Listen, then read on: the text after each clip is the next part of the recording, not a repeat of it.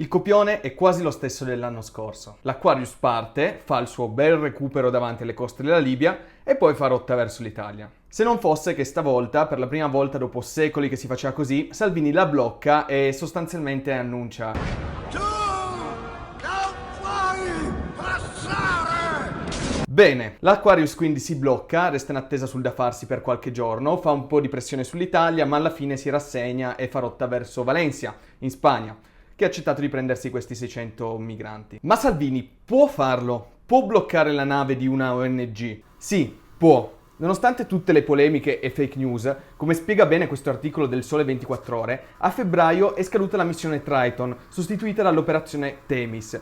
La novità principale è il venir meno alla clausola che obbligava di fatto qualunque imbarcazione a portare i naufraghi in Italia. Con Themis gli interventi di salvataggio potranno trasportare i migranti in un porto greco, libico o spagnolo, o proprio Malta, l'isola che finora ha sempre limitato al massimo gli sbarchi nei suoi porti. Prima invece, per qualche misterioso motivo, avevamo accettato di prenderli tutti noi. E a dirlo non sono io, Luca Donadelle, il videoblogger maschio, bianco, cinico, cattivista e bufalaro. Lo ha ammesso pubblicamente l'ex ministro degli esteri del governo Letta, Emma Bonino. Bisogna che ci diciamo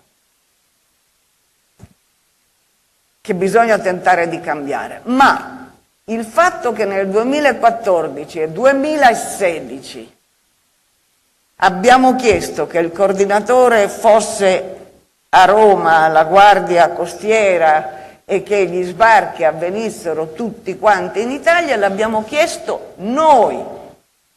L'accordo l'abbiamo fatto noi, violando peraltro Dublino, ma quello sarà un altro discorso.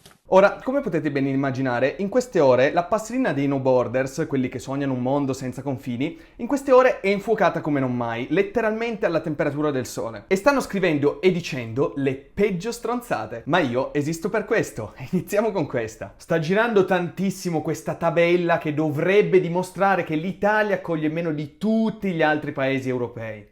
Vedete, questo è un classico esempio di come è facile manipolare i numeri per favorire la propria agenda politica. Questo grafico tiene conto del numero di rifugiati, coloro che ottengono effettivamente lo status, che come avevo detto nel mio video precedente, La verità dei migranti, in Italia sono circa il 20%. Il restante 80% sono migranti economici, che è un modo petaloso per dire clandestini. Quindi potete ben capire che questa tabella è ridicola. Prende in considerazione una minima parte delle persone che effettivamente arrivano nel territorio nazionale. Se prendessimo in considerazione anche i clandestini, i numeri sarebbero ben diversi. E poi c'è lui, Roberto Saviano, l'instancabile eroe che dal suo attico di New York combatte senza sosta le orde di miserabili populisti, con l'aiuto di testate italiane che rappresentano il miglior giornalismo di qualità.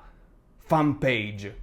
Sentiamo quali sono le sue argomentazioni. Non è vero che l'Europa ci ha abbandonato, non è vero che siamo soli. Allora, la Francia ha chiuso le frontiere, l'Austria ha schierato direttamente carro armati, Malta non ne parliamo, però ehi, questa Europa è una figata, non ci lasciano assolutamente soli e non ci prendono a pesci in faccia. L'Europa ha stanziato per l'Italia una serie di fondi per la gestione dei flussi dei rifugiati. Solo negli ultimi 6 anni l'Italia ha ricevuto circa 800 milioni di euro. Allora, calcolatrice, facciamo 800 diviso 6, sono circa 133 milioni ogni anno. Questo è quello che ci dà l'Europa. Però se lo dici che sono in 6 anni, 800 in 6 anni suona molto diverso. Sì. Nel 2016 i contribuenti italiani hanno speso 3,3 miliardi, 3.000 milioni per l'accoglienza, al netto dei contributi UE. Come rispondi a questo, Saviano? L'Europa ha concesso all'Italia di scorporare dal bilancio questi 5 miliardi di euro. In questo modo, questa massa di denaro, questi 5 miliardi, non pesano sul rapporto deficit-PIL. Datemi un secondo. Saviano, ma che cazzo stai dicendo? Cosa vuol dire che li scorporano dal rapporto debito-PIL? Sono comunque 5 miliardi extra di debito pubblico che io, i miei figli e i figli dei miei figli dovranno ripagare, non ce li stanno regalando. È l'argomentazione più ridicola che ho mai sentito. Questa decisione dell'Europa permette di gestire l'emergenza rifugiati non pesando sulle tasche degli italiani. Vi stanno mentendo. Tu stai mentendo, lo stai facendo benissimo, ti prego, insegnami a sparare cazzate così grandi restando serio, perché ti giuro io non ci riuscirei senza scoppiare a ridere, non ci riuscirei. È naturale, un governo ha tutto il diritto di chiedere una rinegoziazione della organizzazione dei flussi dei migranti, ma non si può fare in nessun modo sulla vita delle persone. Nessuno a bordo dell'Aquarius è morto, quindi quale vita di quali persone? L'Italia ha bisogno degli immigrati per crescere socialmente, economicamente, culturalmente. Siamo un paese con una crisi demografica immensa. Quindi fammi capire, c'è una crisi demografica, i giovani italiani non riescono a mettere su famiglia perché non c'è lavoro, la disoccupazione giovanile, lo ricordo, è al 40%, c'è una pressione fiscale altissima che impedisce alle famiglie italiane di fare più figli. E la soluzione di Saviano qual è? Prendere milioni di disperati dal terzo mondo ogni anno, importarli qua e abbandonarli senza alcuna prospettiva, perché se non c'è lavoro per i giovani italiani, figuriamoci per dei semi-analfabeti arrivati su barconi. E nel frattempo tutto questo ci costa ai contribuenti italiani 5 miliardi! Ma tanto è debito pubblico che pagheremo poi. Cioè, geniale Saviano, geniale. Sapete che cosa penso? E mi rivolgo alla sinistra, ai Saviano, ai democratici che supportavano Hillary Clinton. Il vostro problema è che dovete lavarvi la coscienza continuando questo teatrino di recuperare i barconi davanti alla Libia, perché è la punta dell'iceberg di un problema che avete causato voi. That is the land of unconfirmed refugees. Yes, we came, we saw, he died.